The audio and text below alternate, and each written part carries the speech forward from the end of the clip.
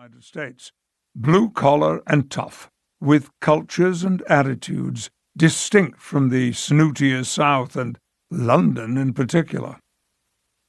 During my childhood, Mirfield had a population of around 9,000.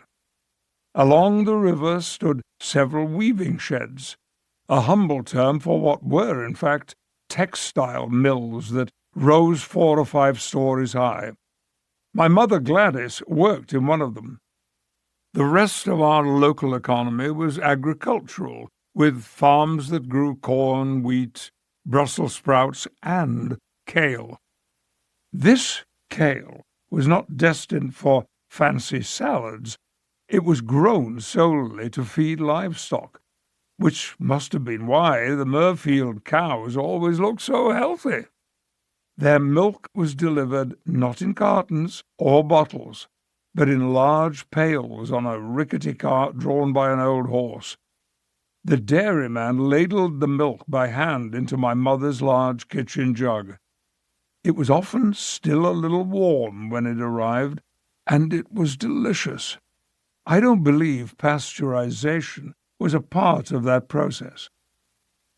Bottom Field, my refuge, was one of several fields in the area that were left unplanted, reserved for occasional use by grazing cattle and sheep.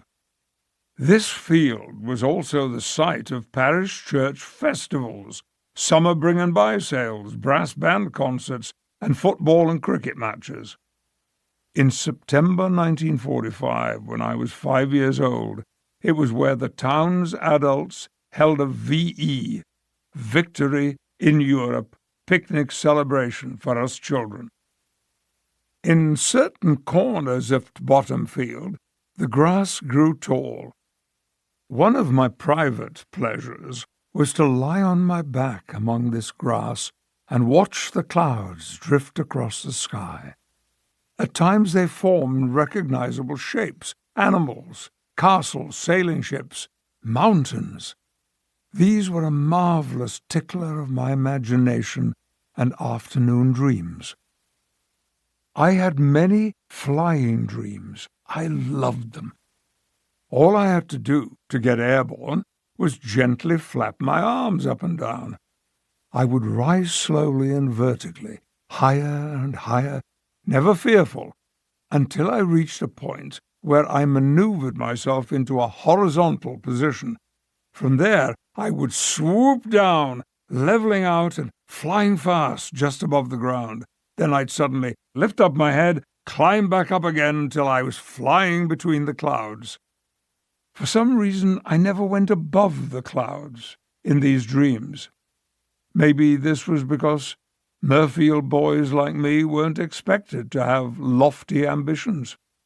Certainly none that would ever take me into outer space. I was born on July 13, 1940, on a Saturday afternoon around 5 o'clock. My father was away at war. My arrival was slightly delayed because my mother's midwife, having examined my mother that morning, decided that I was not yet ready to appear and declared that she was going to a movie matinee at the Vale Cinema, half a mile away in the centre of Mirfield.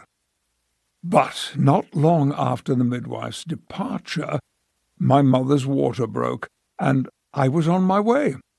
I suspect that, having heard the midwife say that she was going to the pictures, I had decided that I wanted to know what movie she was seeing, who was in it, and who directed it. A neighbour of my mam's volunteered to go to the cinema to fetch the midwife, but my mother, a kindly soul who loved the movies herself, refused this offer, saying that she could hang on until the midwife got back. So, there I was, eager to get out, but delayed by my mother's determination to let the midwife enjoy her movie until the end. I like to think that it was then, patiently waiting in the birth canal, that I came to understand that movies are important, and that acting was to be the main purpose of my life. That is, as soon as it could get started. In any event, my mother and I held on, To keep listening to this audiobook for free, click the link in the description. It will take you to a free Audible trial where you can listen to this and many other books for free for 30 days.